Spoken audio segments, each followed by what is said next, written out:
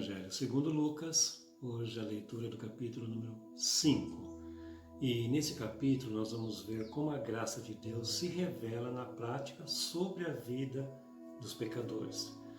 O Senhor Jesus Cristo aparece em nossas vidas em diversas ocasiões, mas normalmente a presença dele é notada quando as coisas em nossas vidas estão um caos. Foi um dia como esses que ele chegou ao lago Genezaré.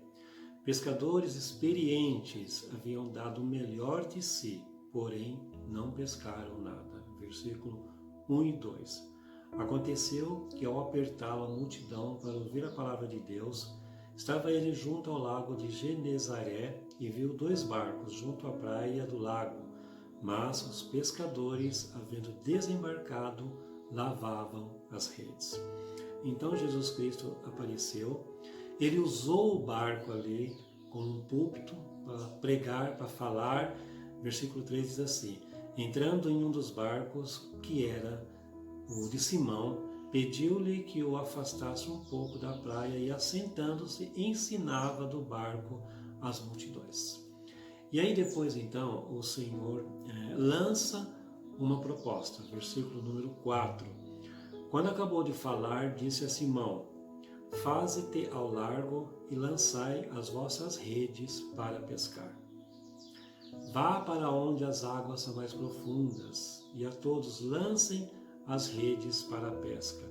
Isso foi como um balde de água fria na cabeça daqueles homens que já estavam cansados e também frustrados.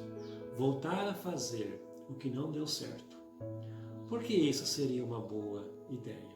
Mas Simão Pedro mostra respeito e diz, versículo 5, respondeu-lhe Simão: mestre, havendo trabalhado toda a noite, nada apanhamos, mas sob a tua palavra lançarei as redes. Era exatamente isso que o Senhor Jesus precisava, disposição.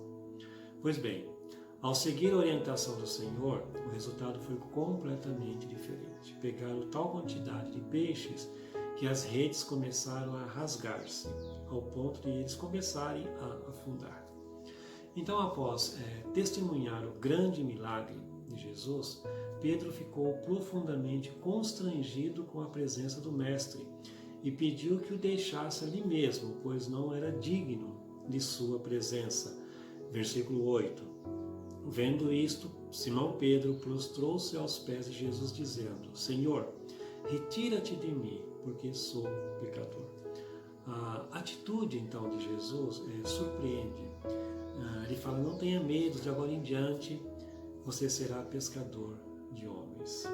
Após um período de ensino, um leproso aproximou-se de Jesus Cristo e lhe rogou. Versículo 12.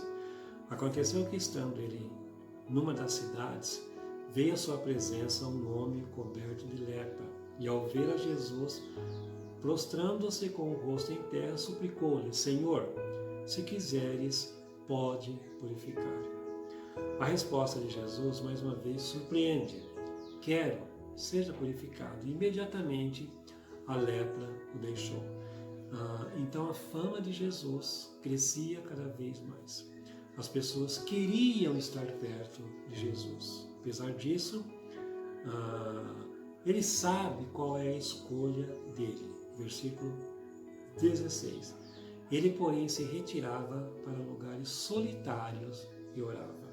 A fama que Jesus estava tendo, o sucesso que Jesus estava tendo, a popularidade não lhe subiu à cabeça. Ele continuava querendo sempre estar perto do Pai, querendo sempre estar perto de Deus, fazendo sempre a vontade do Pai. Jesus Cristo estava ensinando em uma casa, essa casa estava lotada, ninguém entrava ou saía. A partir disso, então, 4 amigos tiveram uma excelente ideia. Você vê do versículo 17 ao 26.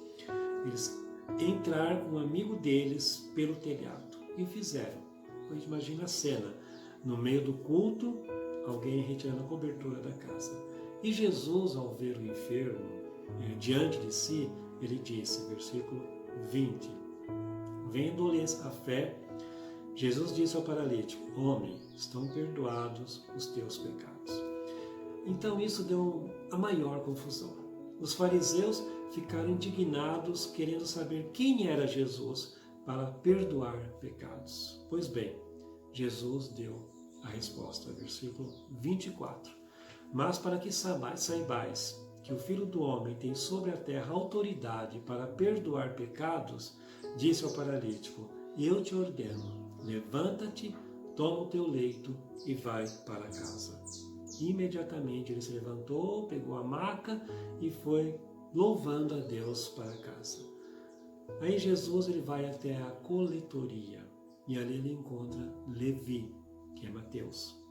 Na ocasião ele faz um convite: siga-me. Imediatamente Levi, Mateus, levantou-se e seguiu tudo, e deixou tudo e seguiu a Jesus. Você viu do verso 27 ao 32.